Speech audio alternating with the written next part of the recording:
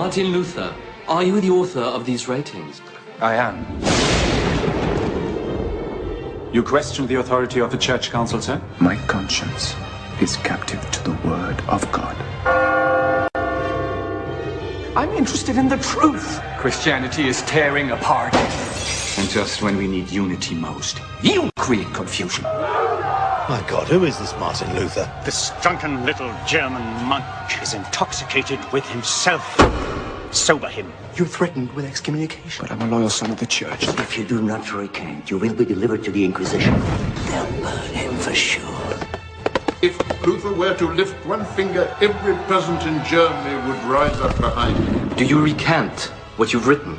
I cannot, and I will not recant. No! Luther's getting married to a runaway nun. He wouldn't dare. By order of His Holiness, the works of Martin Luther shall be erased from the memory of man! The Holy War has just begun. Let somebody else be roasted like a pig! Cowards! You call yourselves Christians? Damn that heretic. This will separate us from Rome forever. Olá, meus irmãos, a paz do Senhor, tudo bem? Espero que sim.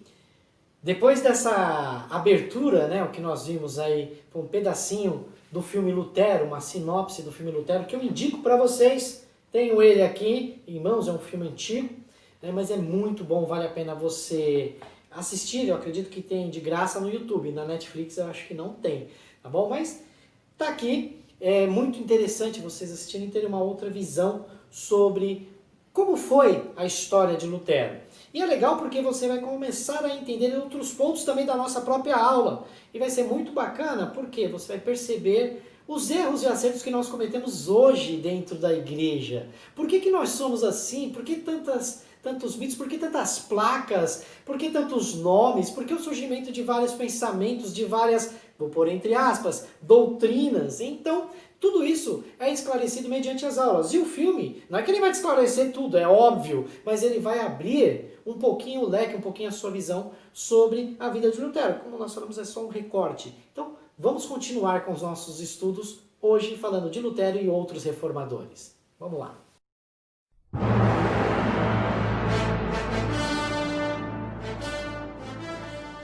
Logo após queimar a bula papal, lembram? Lá na aula passada, quando eu comentei que Leão X enviou para Lutero uma carta, né, era chamada de a bula, dizendo que o javali selvagem tinha invadido o jardim da igreja e dando 60 dias para Lutero se retratar, ou seja, para que ele negasse tudo aquilo que ele havia exposto nas suas 95 teses. Aí vocês lembram que Lutero foi lá e queimou a tal da bula, declarando assim um rompimento com a igreja. Passado alguns anos, mais precisamente 1521, Lutero é obrigado agora a se confrontar com o império. Ele é convocado pelo imperador sacro-germânico, para que ele viesse a se retratar. Esse momento é chamado de Dieta de Worms, né, no ano de 1521. Então Lutero é colocado frente a frente com o imperador, e o imperador chega para Lutero e fala, se retrata, nega tudo, vamos passar uma borracha nesse trem todo aí, e se você continuar com as suas ideias heréticas, você vai ser condenado à morte. E Lutero, eu imagino a cena, Lutero olhando para o rei e pronunciando as suas palavras que vão mexer assim com a estrutura e declarar agora a guerra, não somente contra a igreja, mas também agora contra o império. Lutero pega e diz, não posso nem quero me retratar de coisa alguma, pois ir contra a consciência não é justo nem seguro. Deus me ajude. Amém. Como uma espécie de oração, Lutero, ele assina praticamente a tua sentença de morte. E ele é condenado à própria morte. Ele ia ser preso, só que numa cena, assim, vamos dizer, cinematográfica. Frederico, o sábio, ele também era chamado de Frederico III, ele sequestra, literalmente, ele sequestra Martinho Lutero e leva Lutero até o castelo de Valtemburgo. E nesse castelo Lutero fica trancafiado, ele fica escondido.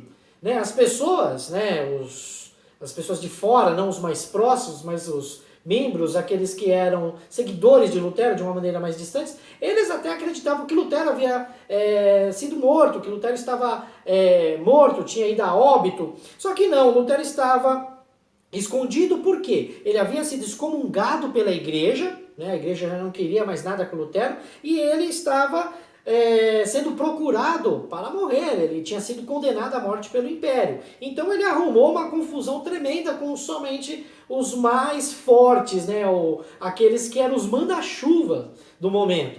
E Lutero, nesse momento de reclusão, ele escreve bastante, ele traduz a Bíblia para o alemão e começa a difundir os seus escritos. E assim é legal você perceber, como nós sempre estamos comentando, que Deus está no comando da história, Deus está controlando a história. Você percebe que essa difusão das ideias de Lutero, ele estava recluso. Vamos só parar para pensar um pouquinho. Ele estava recluso, trancafiado num castelo, sem ninguém saber, né? Porque se ele saísse, ele iria à morte. Então, ele começa a fazer os seus escritos e tinha que ter uma propagação, assim, de certa forma, grande, né, para que as pessoas tivessem acesso a isso. E olha que interessante, a imprensa de Gutenberg foi inventada exatamente nesse período, alguns anos antes, né, mas a imprensa de Gutenberg facilitou com que as ideias fossem propagadas, porque agora elas não eram somente escritas, elas eram impressas, né, e distribuídas para a população. Então Gutenberg, que também era alemão, contribuiu muito, né, vamos dizer que Deus utilizou até mesmo a invenção de Gutenberg para que as ideias da reforma da igreja fossem propagadas. Outra coisa interessante que nós temos que entender aí é que, mediante esse acontecimento da reforma de Lutero, o papado ele começou a perder um pouco do seu valor. As pessoas começaram a tentar dar maior atenção também às ideias luteranas, né? Porque agora eles não precisavam mais gastar dinheiro para poder adquirir a sua salvação. Os monges, as freiras começaram a se casar, eles começaram a se dar em casamento. Os cultos, eles não eram mais agora celebrados em latim, que era uma língua que não tinha, o povão não tinha acesso. Agora, o culto ele era feito em alemão, na língua do povo, então o povo participava disso. Uma outra mudança muito drástica e que transformou também não só a Alemanha, mas nós vamos ver aí que praticamente toda a Europa, que todos aqueles que aderiram à reforma começaram então a instituir o sistema de educação popular, né, educação pública. Então isso agora, a educação, ela não era simplesmente para o clérigo ou para alguns nobres, como nós vimos que ocorria anos atrás. Agora a educação era para todos. Todos tinham acesso ao aprendizado cultural, pelo menos a ler e a escrever, e poderiam agora também conseguir ler a Bíblia, estudar as Escrituras por si só, não dependiam mais de outro. Eles conseguiam ter acesso às verdades de Deus através das próprias Escrituras, porque essas já estavam sendo traduzidas e impressas na língua do povo, no alemão, no caso aí. Outra coisa interessante foi que os camponeses, eles começaram a se rebelar. Os camponeses falaram, opa, peraí, tá tudo errado, nós estamos pagando imposto demais para o império, nós estamos pagando imposto para a igreja, não, isso não pode acontecer. Várias revoltas armadas. Por quê? Porque agora eles percebiam que não tinham que ter mais esse acesso e nem essa opressão da igreja ou do Estado com eles. Começa-se então a surgir um povo mais independente. Isso, gente, vai ser prenúncio do que vai acontecer na história, no iluminismo e culminar depois, futuramente, nas revoluções. A Revolução Francesa, que vai desencadear, só para vocês terem ideia, a Inconfidência Mineira, a independência aqui no Brasil também, a independência dos Estados Unidos, dentre outros pontos históricos, né? Isso 150, 200 anos depois, mas baseados no ideal que a reforma começou a suplantar, tá ok? Então, mediante todas essas guerras, o povo querendo ser protestante, a igreja lutando com todas as forças, fazendo a Inquisição, queimando cristãos, né? O Estado tentando lutar contra esses camponeses para poder manter a sua hierarquia de imposto. Em 1555, nós vamos ter o Tratado de Paz de Augsburg. Esse tratado ele vai deixar agora com que os protestantes alemães venham a ter esse direito de liberdade religiosa. Eles agora podem. Quer ser protestante? Beleza, você pode ser protestante. Quer ser católico? Você pode ser católico. Por quê? Porque a guerra estava tomando conta da população. Então foi uma medida, né, de paz para poder instaurar um progresso dentro da sociedade alemã para que eles viessem continuar a crescendo economicamente. Foi um tratado, obviamente, político, mas que favoreceu e muito a reforma protestante.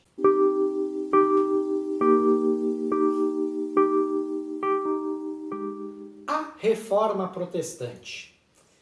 Esse termo é um termo que nós utilizamos quando nós estamos estudando história igreja, história medieval, história da humanidade. Tem esse tópico, realmente, reforma protestante. Mas é cabível de que nós pensemos que a história da reforma protestante, com Lutero, ela foi simplesmente um estopim de algo que iria florescer por toda a Europa. E mais interessante ainda é ver que muitos desses reformadores, desses pensadores, no momento ao qual eles chegavam às conclusões reformistas, que o grande ponto era a questão da salvação, eles às vezes nem se conheciam. Que é o caso desse camarada que eu vou citar aqui para vocês. O nome dele é bem interessante, ele é um cidadão que é contemporâneo de Lutero, nasceu ali mais ou menos na mesma época que Lutero, não conheceu Lutero na época do seu estudo, na época a qual ele chegou às conclusões reformistas, mas ambos tiveram praticamente a mesma concepção sobre a salvação. Estou falando, o nome dele é super diferente, assim, é bem diferentão, e a pronúncia não dá para saber se é a correta, não teria esse conhecimento para dizer se a pronúncia que estou fazendo aqui seria a correta. É o Ulrico, e agora vem a dificuldade, hein? Zwinglio ou Zwinglio, né? Então, eu prefiro Zwinglio porque parece ser mais chique, né? Parece mais bonito. Esse camarada, como eu disse, ele nasceu na Suíça em 1484.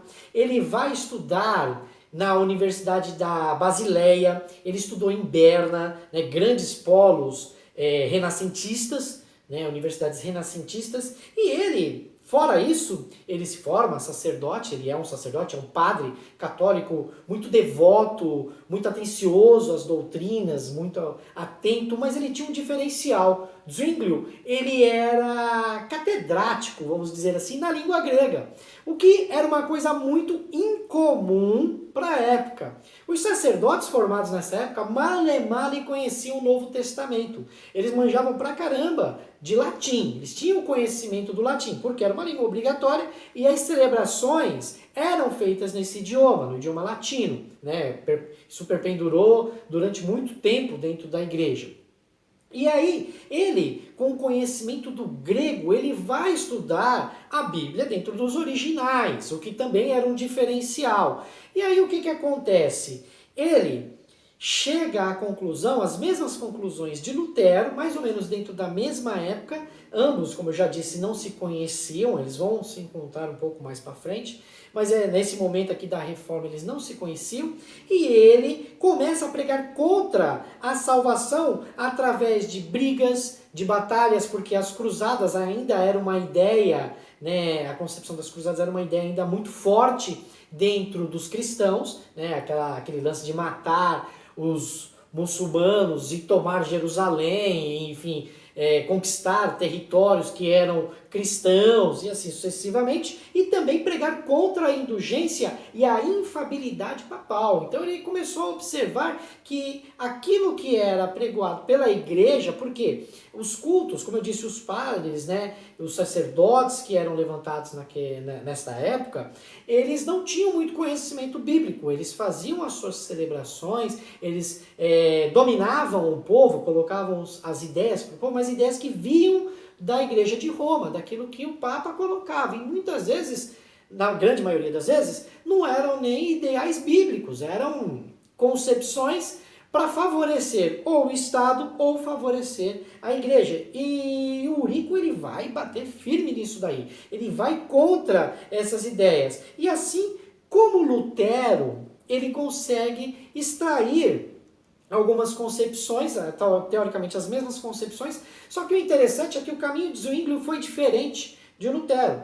Lutero, ele, para começar assim essas diferenças, entender um pouco dessas diferenças, Lutero, ele era um monge, e ele era um cara mais academicista, né? Já Zwinglio, ele era um padre, e ele, como padre, além de padre, ele era jurista também, ele vai mesclar os ideais da universidade, porque ele era humanista, né, os ideais humanistas, com os ideais da própria leitura bíblica.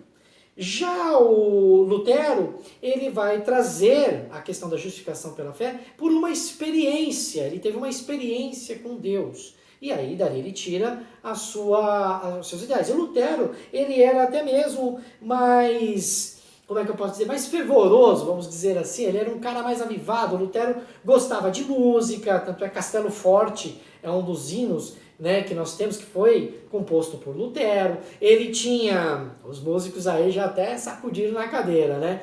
É legal cantar isso aí no culto de domingo, hein? Olha lá, Neemias, manda ver.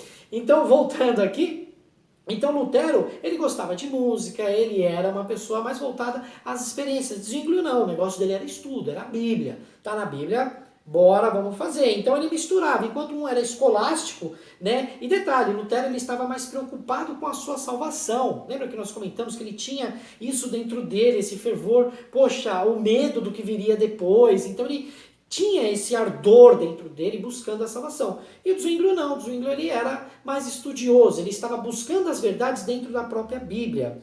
E isso, gente, faz com que ambos cheguem à mesma conclusão, porém por caminhos distintos. Então aí, lembra que eu falei na introdução da aula de hoje que nós vamos perceber o porquê de muitas coisas que dentro da nossa fé protestante, daquilo que nós temos, porquê de muitas igrejas, vocês podem perceber que por muitas vezes o cristão, o pastor, o líder em si, ele coloca a sua experiência, outros colocam a Bíblia como ponto final. Então tem essas divergências e isso ocorreu também lá atrás. O importante é saber se vem ou não de Deus, ter o discernimento, buscar o discernimento em Deus para poder fazer essa balança aí, né? Então, continuando, Zwinglio, ele prega contra praticamente tudo da igreja e ele começa a causar uma revolução. Zwinglio, ele era um camarada assim, meio da briga, né? Então, ele, primeiro ponto, ele começa a incentivar a igreja lá na Suíça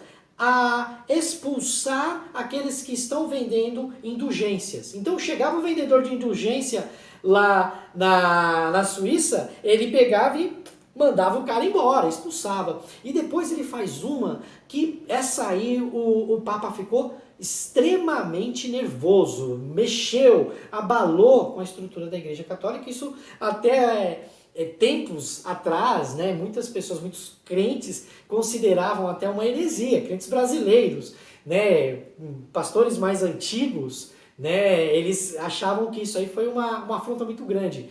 O Zwinglio, ele faz um churrascão de salsicha no período da quaresma. A quaresma, ela nada mais é do que um período de 40 dias que o cristão se prepararia para a festa da Páscoa. Então, os cristãos, eles começaram a fazer isso como se fosse um memorial. Isso não é uma doutrina bíblica, não está na Bíblia, né? Então, eles começaram a fazer um memorial, lá mais ou menos pelo ano 200, né, da igreja já primitiva, fazendo com que o cristão viesse a se preparar para a Páscoa. No ano 350, que foi estipulado esse período de 40 dias, fazendo uma referência aos 40 dias de Noé na Arca do Dilúvio, uma referência aos 40 dias de Moisés no Monte Sinai, os 40 dias de Jesus lá no deserto, né, sofrendo tentação, os 40 anos da peregrinação. Então seria mais voltado a essa questão numérica. Bom, é um detalhe aí de numerologia, que não vem ao caso agora, né, tratarmos sobre isso agora, mas vale você saber que é um memorial. E aí o que o Zwinglio faz? Essa preparação envolvia a abstinência de carne, ou seja, a pessoa não poderia comer carne.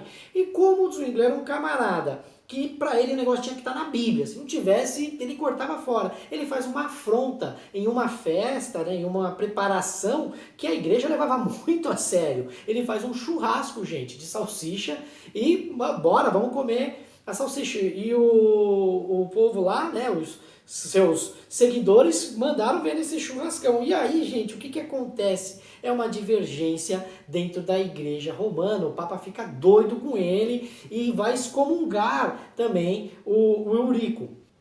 Com essas atitudes altamente revolucionárias, nós vamos ter o rompimento com a igreja romana. Então, a partir de agora, a Suíça torna-se a primeira confederação da Europa totalmente protestante. Ela é um Estado totalmente protestante. E isso vai mudar com todo o sistema que nós vamos ter dentro da política na Suíça. Então, olha só que interessante. Agora, como eu disse, nós vamos ter um sistema jurídico diferente.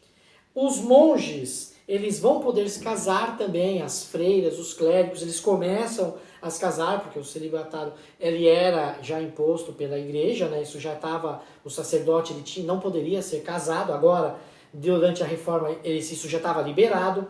Nós vamos ter também um lance muito interessante que é, novamente, na Suíça, o estímulo ao ensino público. Então todo mundo teria acesso também à educação. O legal é ver isso, que o reformador, isso deve ficar bem perene assim para nós, é que as pessoas elas precisam ter acesso à cultura, elas precisam estudar, elas precisam abrir o seu leque, sair da sua zona de conforto para poder compreender as verdades divinas, tentar entender um pouco do conceito de Deus. Eu digo um pouco porque nós somos como um grão de mostarda nessa imensidão do universo, né? Então, mas ele precisava ter esse acesso ao estudo, ao conhecimento. E o detalhe não era somente o conhecimento teológico, tá ok, meus irmãos? É um conhecimento amplo, universal, das ciências, um conhecimento das artes. Por quê? Como nós dissemos, Zwingli, ele era humanista, ele era renascentista, então ele mostra isso, e que para se conhecer as verdades divinas era necessário que você conhecesse todas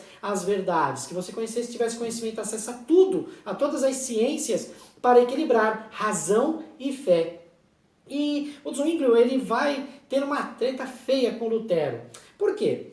Lutero, ele, como eu disse, ele brigou, quebrou com a igreja, só que Lutero, ele rejeitou as práticas católicas que iam contra o que a Bíblia dizia, né, que batiam de contra o que a Bíblia dizia. Então, por exemplo, se houvesse uma prática que não viesse a contradizer as Escrituras, passava. Zwingli não. Zwingli, ele era contra a tudo que não estava na Bíblia, tudo que não está escrito na Bíblia.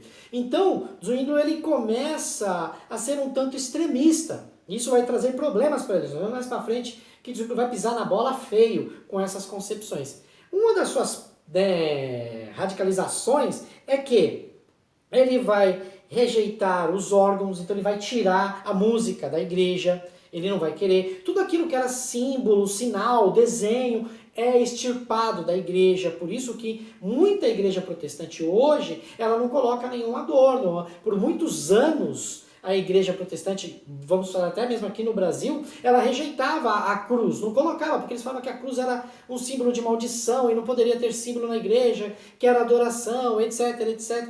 Então, tudo isso foi suplantado por quem? Por Zwingli lá atrás, tá? Então, são práticas que ele colocou porque ele tinha uma visão, né? Tem um pensador, pastor Yuri, lá da Igreja Batista do Mato Grosso do Sul, ele diz o seguinte, que para a igreja de Zwingli tinha que ser uma caixa pintada de branco, né, para que não tivesse nada e a devoção fosse totalmente, simplesmente voltada à ideia de Cristo. Então, isso trouxe algumas prerrogativas que vão gerar problemas posteriores. Tá? Uma outra coisa que aconteceu também durante esse período de Zwingli foram as batalhas.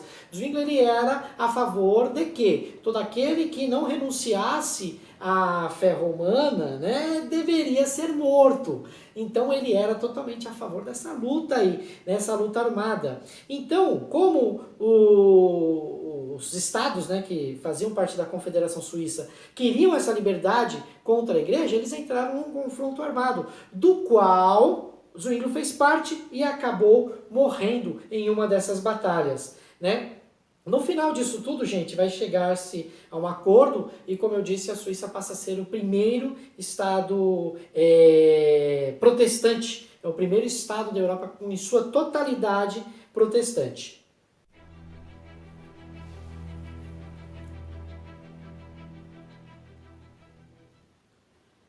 Deus, em sua onisciência, em sua presciência, elegeu aqueles que deveriam ser salvos. Não. Nós somos livres e aceitamos por liberdade, pelo nosso livre-arbítrio, nós aceitamos a Deus e a sua salvação.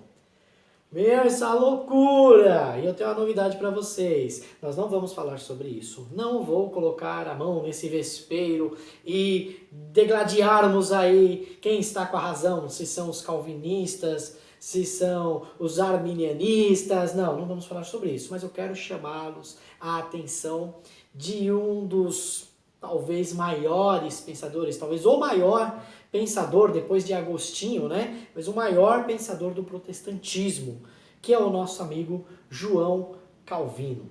Esse camarada, ele tinha 8 anos, né, quando Lutero colocou as suas 95 teses na igreja de Wittenberg.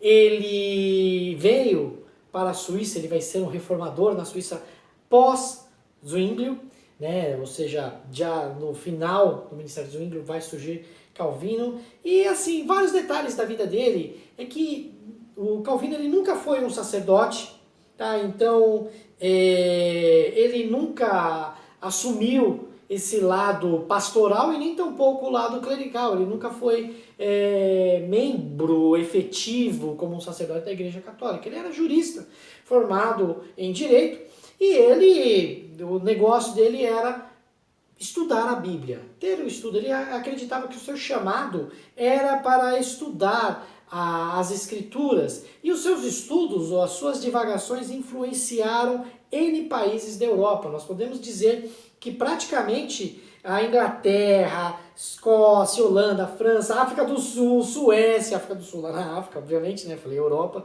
mas temos um país ali na África. Todos eles foram influenciados pela teologia, pela sistematização da teologia de Calvino. Aqui vocês estão vendo uma teologia sistemática. Quem trouxe essa ideia aqui de sistematizar a fé, de condensar os ensinos da fé, foi Calvino. Então, ele bebeu da obra de Lutero, né? Ele estudou um pouco sobre a obra de Lutero, mas ele foi mais reflexivo que Lutero nas suas colocações. Como eu disse, Lutero ele era mais entusiasta, né? A habilidade até mesmo de Zwinglio era superior à de Lutero para escrever, para pregar, e Calvino ele foi superior a esses outros, né? Então, esses outros dois, tanto Lutero quanto Zwinglio. Calvino ele tinha um chamado, realmente tinha mais eficácia para poder sistematizar e organizar a fé cristã, a fé protestante. Então, ele, em sua grande obra, né, que são as Institutas da Religião, que começou como um livrinho de bolso, né, publicado, e as pessoas podiam carregar, terminou numa coleção de 4 volumes com 80 capítulos cada. Então o negócio ficou grande. E ele, em tudo, tentou sistematizar essa ciência que é a teologia, tentou organizar a fé cristã. Uma coisa interessante é que Calvino ele não queria participar da reforma. O negócio dele não era esse, né? O negócio dele era estudar, era poder projetar e trazer as concepções da doutrina cristã. E aí o que acontece? Ele procurando essa paz, essa questão de ficar em paz de espírito, ele falou, rapaz, eu vou lá para Estraburgo, né? Como vocês estão vendo aí no mapa, bem distante da onde ele estava, e falou assim, vou para lá porque lá é um estado cristão, as pessoas lá são protestantes, e eu vou poder ficar, né, tranquilamente, né, estudando e fazendo os meus escritos, minhas anotações, vou estudar. E aí o que acontece? Para ele ir para Estraburgo, ele tinha que passar por Genebra, também na Suíça, ele tinha que passar ali por Genebra.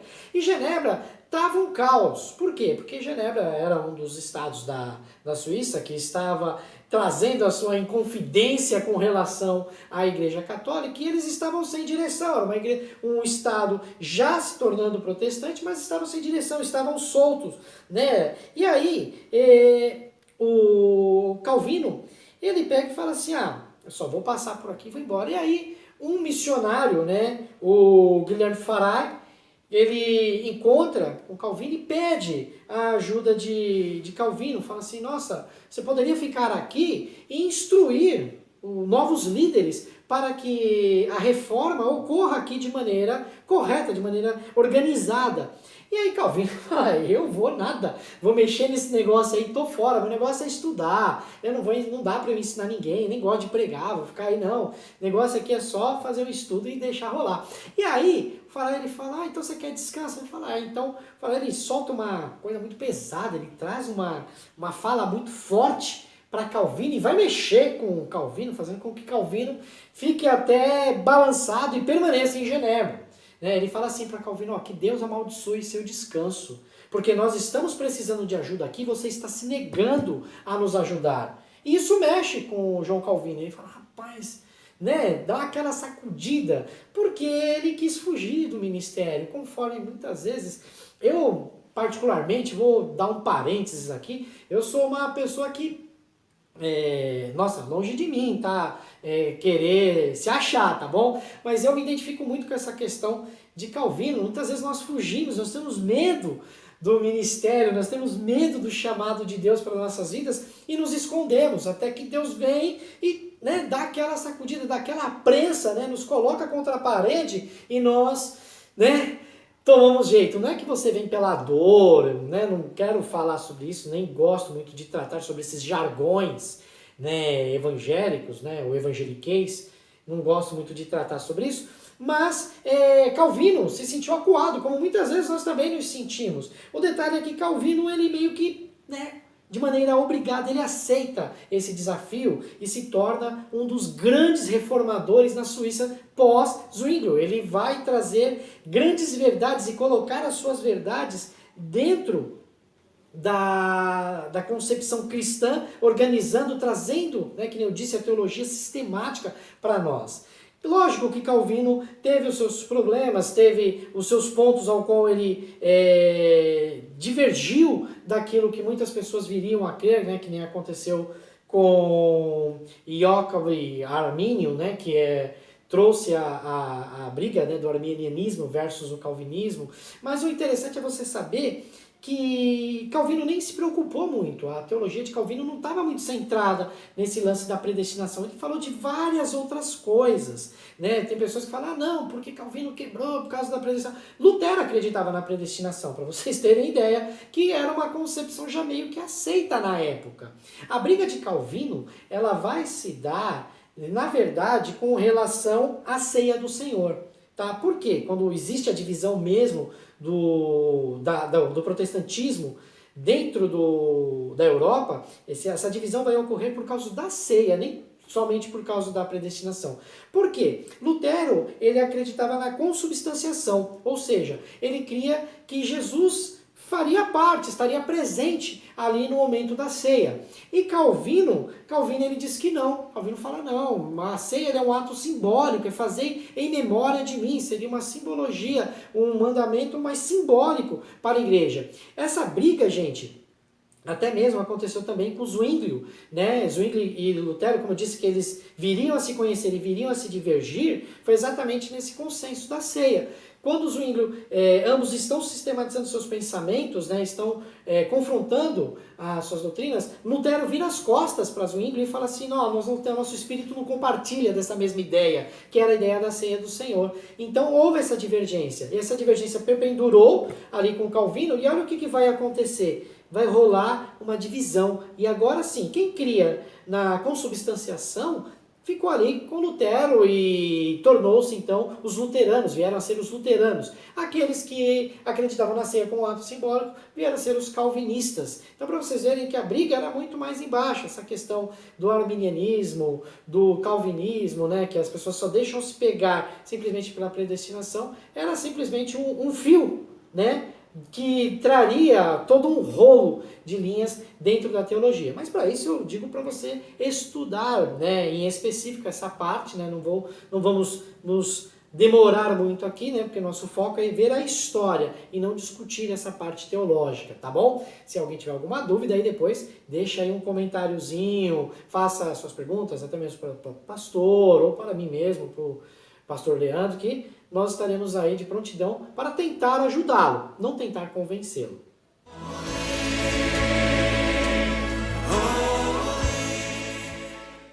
Como eu havia dito, A Reforma Protestante, o título é mas ela ocorreu em vários pontos. Nós vimos na Alemanha, nós vimos ali em Zurique, na Suíça, em Genebra, com Zwinglio, em Genebra, com Calvino. Então ela foi ocorrendo, Savonarola lá na Itália, então ela foi acontecendo.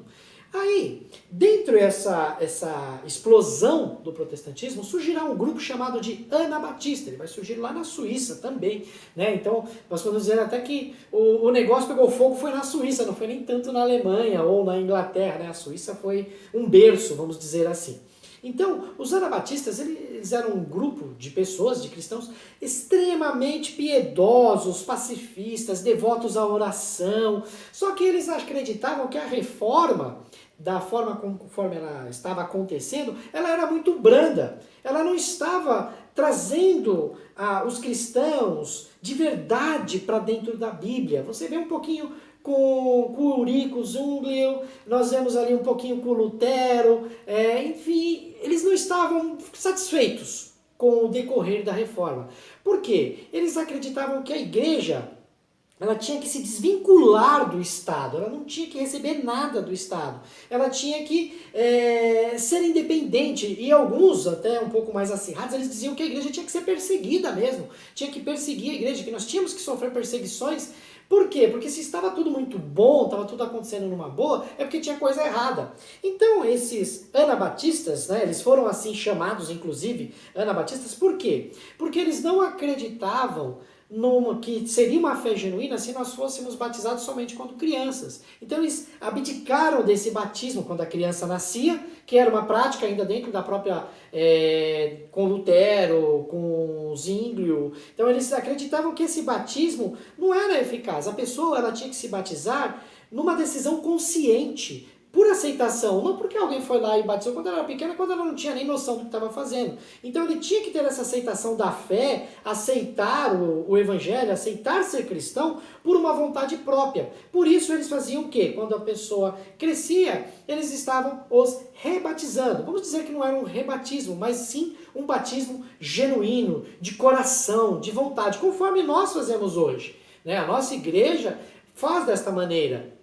Então, essa ideia de anabatista foi um termo de chacota que os protestantes, que os cristãos fizeram com esses chamados anabatistas, com esse grupo que estava batizando novamente. E isso, gente, era um problema. Por quê? A maioria das seitas que surgiam, né, porque não era só protestante que estava brotando aqui, tinham seitas, sectários, movimentos sectários que pensavam de outra maneira e serviam a outros deuses, uma outra concepção, e eles também rebatizavam. Então, essa ideia de rebatizar era tida mesmo como uma espécie de heresia. Então, o que vai acontecer? Pegou meio que mal para os anabatistas, né? Mas era uma concepção até meio coerente, né? Você tem uma aceitação, porque o batismo ele também é um ato simbólico de um novo nascimento, do novo nascimento do homem. Então, esse ato simbólico ele deveria ser feito de uma maneira genuína, de uma maneira de aceitação consciente. E aí o que vai acontecer? Zwinglio, ele achou ruim isso daí, não gostou dessa ideia. O Estado também não gostou, porque, como é que vai quebrar com o Estado? Lembra que nós falamos que ainda envolvia um pouco de política e um pouquinho de questões financeiras. Então eles falam, não, isso está errado, o que esses caras estão fazendo está errado. E aí, gente, começa uma perseguição terrível para esses anabatistas. Por quê?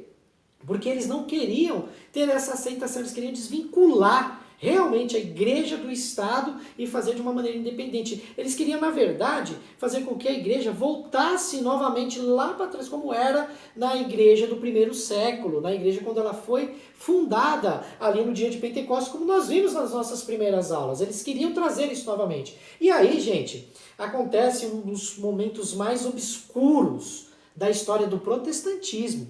Coisas que foram feitas no passado pela igreja romana estavam voltando a acontecer agora dentro da igreja protestante. Zwinglio, aquele camarada que eu comentei com vocês aí, que trazia aquela ideia da Bíblia, se não estava na Bíblia, era para ser extirpado, ele faz o seguinte, gente, lembra que eu falei que ele foi para uma guerra armada? Ele começa a matar os próprios protestantes. Nós chamamos os anabatistas de a reforma da reforma, né? E ele começa a mandar matar esses reformistas. Ele vai totalmente ali para assassiná-los. E eles, gente, são mortos das maneiras assim mais dolorosas possíveis. Eles são queimados vivos, eles são esquartejados. Detalhe, não é que eles eram mortos e esquartejados, eles eram esquartejados para ser mortos. Ou seja, eles cortavam partes do corpo, os protestantes cortavam partes do corpo dessa pessoa até ela morrer. Quando ela vinha óbito, eles terminavam de esquartejar. Né? Tem aquela morte que eles amarravam a pessoa nos cavalos, né? Os braços e as pernas, e tocava o cavalo, os cavalos puxando, né, em forças contrárias até arrancar os membros das pessoas. Então eram mortes terríveis. E talvez a morte mais satírica, e essa a mando do Estado, com permissão de Zwinglio, era o quê? Afogar os anabatistas, de uma maneira até irônica, né? Como se falasse assim, ó, vocês não gostam de ser batizados, vocês estão sendo batizados a segunda vez, agora vocês vão ser batizados a terceira. E os matava por afogamento.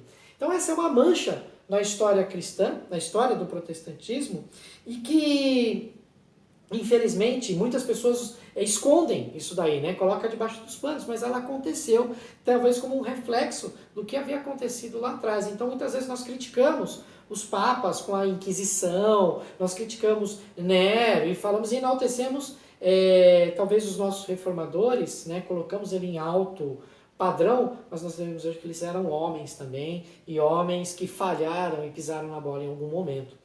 Leva-se a crer uma estimativa que o número de anabatistas que foram mortos, eles superam ao número de cristãos que morreram durante as grandes perseguições dos 3 primeiros séculos. Então, devemos nos atentar a isso, né? E perceber, os anabatistas, eles continuaram, né? Eles ainda existem, tá? Uma facção ainda que existe. Tem muitos dos anabatistas aqui na América do Sul, houveram muitos nos Estados Unidos, é um povo que é mais recluso, né? Vivencia o evangelho, mas de uma maneira mais reclusa, talvez até por medo, né, do que aconteceu no passado voltar a acontecer agora no presente. É óbvio que a Igreja Romana não ficaria calada. A reforma acontecendo, tomando conta de praticamente todo o mapa, vários países europeus que enchiam os cofres da igreja, estavam se tornando protestantes, quebrando, né, praticamente com a economia romana. A igreja romana vai realizar algo para tentar segurar os seus membros. E aí nós vamos ter a Contra-Reforma. A Contra-Reforma, ela ocorreu ali de 1542 aproximadamente até 1563, né, finalizando com o Concílio de Trento. E nessa Contra-Reforma, a igreja ela toma certas atitudes para também reformar a igreja romana. Quando o Papa Leão X ele manda Lutero se retratar, ele não falou para Lutero se retratar de tudo, de todas as suas teses, mas sim de algumas. Por quê? Porque algumas coisas ele percebeu que estavam realmente erradas dentro da igreja romana. E dentro dessa Contra-Reforma nós vamos ter o surgimento de duas coisinhas. A primeira nós vamos ter o combate às outras denominações, combate às igrejas protestantes que estavam surgindo e promover a expansão da fé.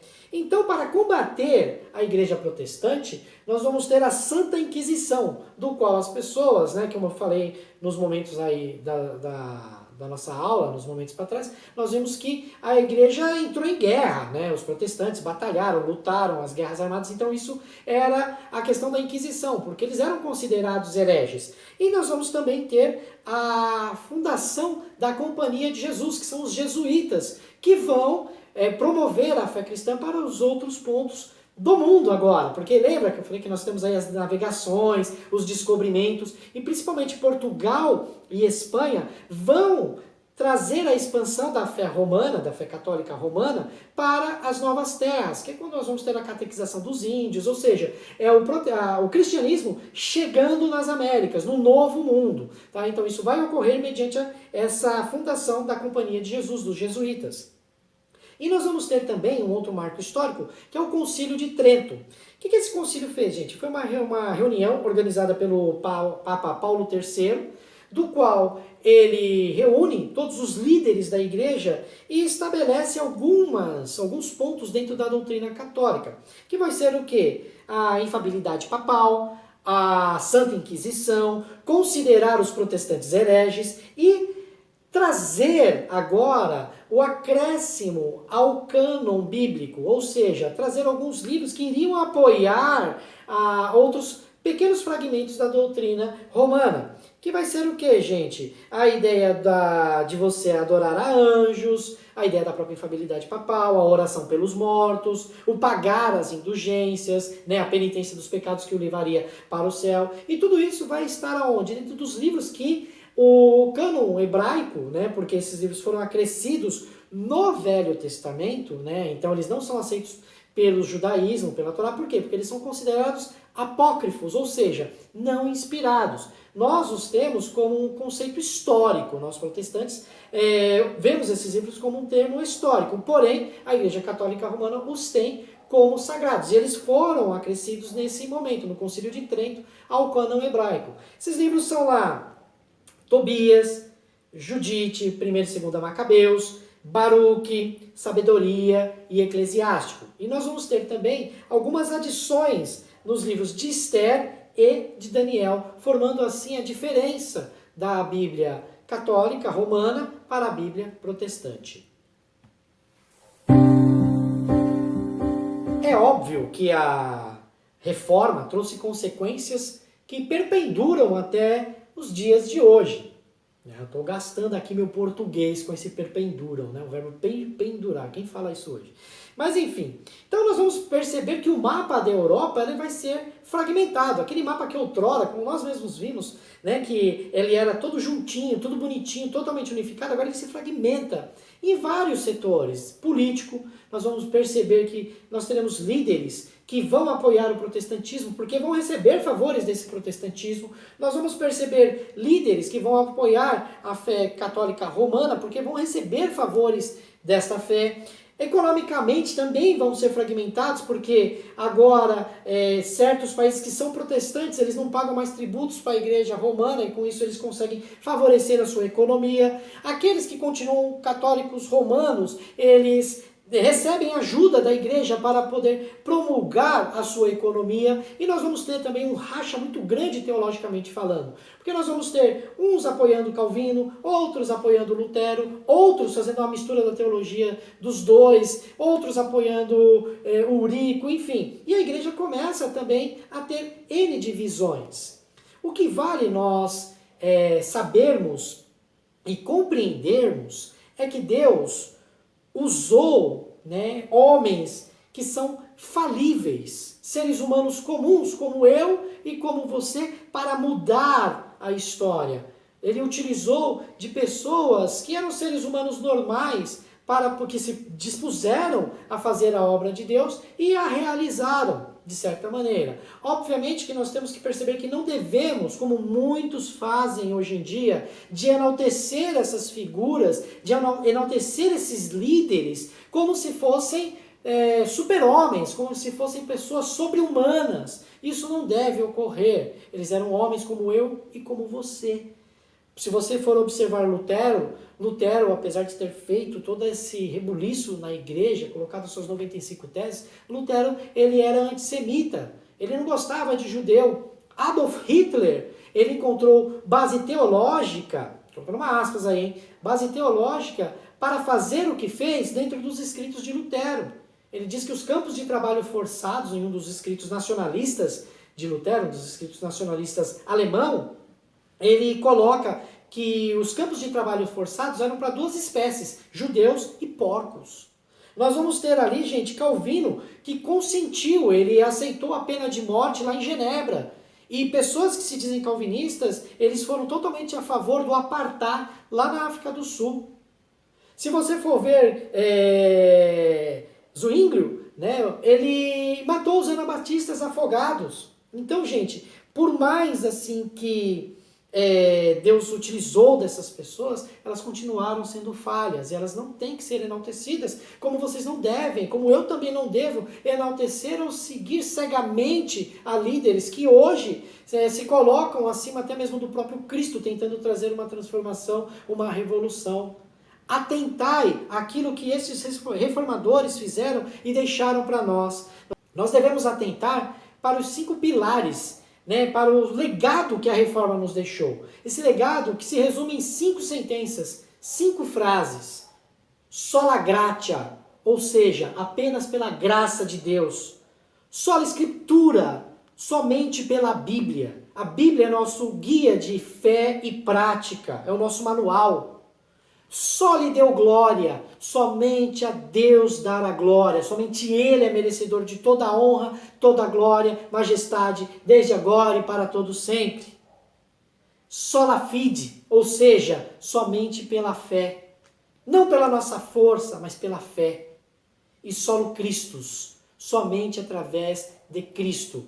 Aquele que é o cabeça da igreja, ele que é o verdadeiro líder e que deixou esse legado de continuar a sua obra, a propagação do seu evangelho sacro e santo para toda a criatura. Sejamos nós hoje utilizados por Deus para dar sequência a essa história maravilhosa e continuar com a propagação, pregando o evangelho de uma maneira certa, de uma maneira fiel, sem colocar os nossos achismos a toda a criatura.